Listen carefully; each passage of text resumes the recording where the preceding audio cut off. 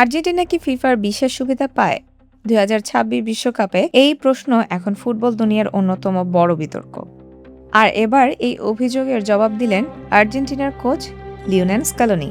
সাম্প্রতিক কয়েকটি ম্যাচে রেফারিং, ভিএআর সিদ্ধান্ত এবং নকআউট ড্র নিয়ে সামাজিক মাধ্যমে দাবি ওঠে যে আর্জেন্টিনা নাকি বাড়তি সুবিধা পাচ্ছে। তবে সংবাদ সম্মেলনে এসব অভিযোগ একেবারেই উড়িয়ে দিলেন স্কালোনি। স্কালোনির ভাষায়, আমি সামাজিক মাধ্যম পড়ি না। আজকাল কেউ ভিত্তিহীন একটা মন্তব্য করলেই সেটা মুহূর্তেই বড় বিতর্ক হয়ে যায়। এসব থেকে দূরে থাকাই ভালো। তিনি আরও বলেন, দল পুরোপুরি মাঠে খেলায় মনোযোগী। বাইরের অভিযোগ বা গুজব নিয়ে তারা সময় নষ্ট করতে চান না। তবে বাস্তবতা হলো, বিশ্বকাপে রেফারিং নিয়ে বিতর্ক নতুন নয়। আর্জেন্টিনাকে ঘিরে যেমন প্রশ্ন উঠেছে, তেমনি অন্য বড় দলগুলোর ম্যাচ নিয়েও বিভিন্ন সময় সমালোচনা হয়েছে। কিন্তু এখন পর্যন্ত ফিফা এমন কোনো প্রমাণ প্রকাশ করেনি যা থেকে বলা যায় আর্জেন্টিনা বিশেষ সুবিধা পেয়েছে।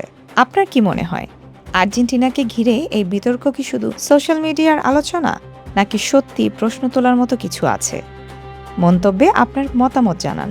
স্পোর্টস ডেস্ক, সাধারণ ডট নিউজ।